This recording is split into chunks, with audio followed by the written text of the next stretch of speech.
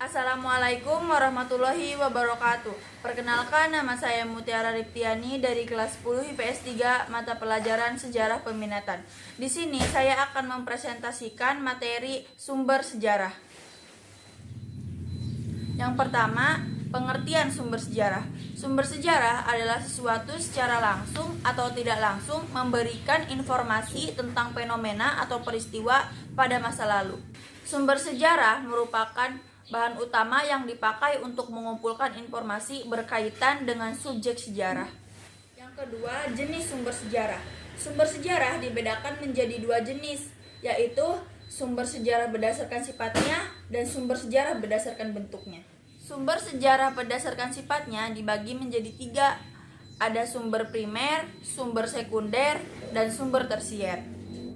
Sumber primer adalah sumber yang menunjukkan kesaksian langsung pada saat peristiwa sejarah itu terjadi. Sumber sekunder adalah kesaksian dari seseorang yang tidak terlibat langsung dalam peristiwa sejarah. Yang terakhir, sumber tersier adalah buku-buku sejarah yang disusun berdasarkan laporan hasil penelitian para ahli sejarah tanpa melakukan penelitian langsung. Sumber sejarah berdasarkan bentuknya. Berdasarkan bentuknya, sumber sejarah dibedakan menjadi tiga: sumber benda, sumber tertulis, dan sumber lisan. Yang pertama, sumber benda. Sumber benda adalah sumber sejarah yang diperoleh dari peninggalan sejarah seperti candi dan patung. Untuk mengungkap kredibilitas sumber benda, diperlukan ilmu bantu sebagai berikut. Ada epigrafi, arkeologi, ikonografi, numismatik, filologi, paleoantropologi. Untuk mengetahui usia peninggalan dari masa lampau dapat dilakukan dengan cara sebagai berikut. Yang pertama, ada tipologi.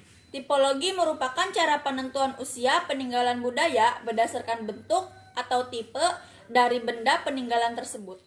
Yang kedua, ada stratigrafi. Stratigrafi merupakan cara penentuan usia suatu benda peninggalan berdasarkan lapisan tanah.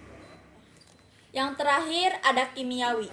Kimiawi merupakan cara menentukan usia dari benda peninggalan budaya berdasarkan unsur-unsur kimia yang dikandung benda tersebut. Yang kedua, sumber tertulis. Sumber tertulis memberikan informasi secara tertulis mengenai aspek-aspek yang akan diteliti. Berikut contoh sumber tertulis yang dapat dijadikan sumber penelitian sejarah. Yang pertama ada laporan. Dalam sejarah, laporan dapat memberikan banyak informasi penting bagi sebuah penelitian.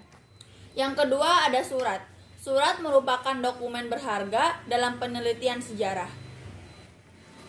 Yang ketiga ada surat kabar.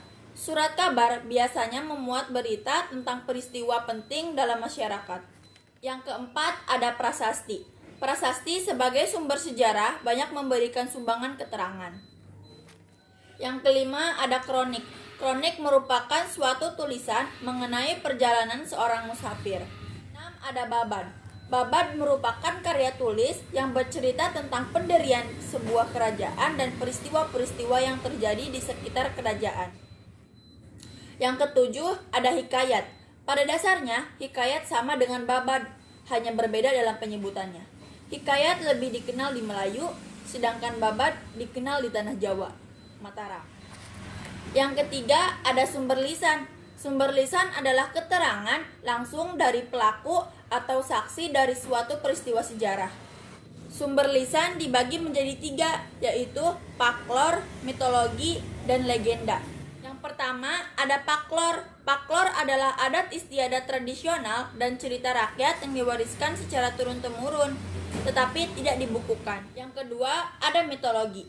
Mitologi yaitu ilmu tentang kesusastraan yang mengandung konsep tentang dongeng suci, kehidupan para dewa, dan makhluk halus dalam suatu kebudayaan, atau suatu cara tentang kehidupan suatu bangsa pada masa lampau yang memiliki hubungan erat dengan para dewa dan para pahlawannya.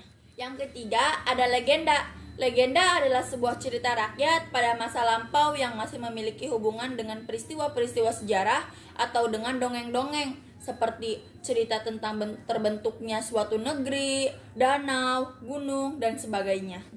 Yang ketiga, sumber visual dan audiovisual.